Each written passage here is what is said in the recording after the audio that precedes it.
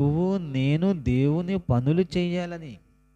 ఈ మానవ ఆకారంలో ఉన్నప్పుడే మనం దేవుని కొరకు ఈ మానవ ఆకారాన్ని వినియోగించాలనే ఉద్దేశంతో దేవుడు తల్లి గర్భములో మనకి చేశాడండి.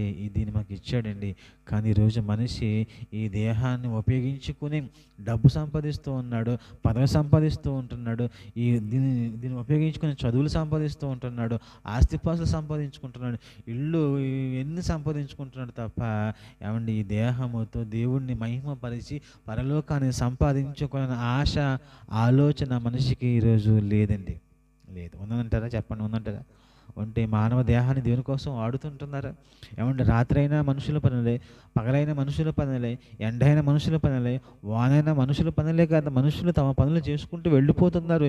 ఇంతకీ దేనికోసమేనంటే ఈ భూలోకంలో ఒక 60 ఏండ్లు, ఒక 70 ఏండ్లు జీవితకాలం మట్టుకే వారు తమ దేహాన్ని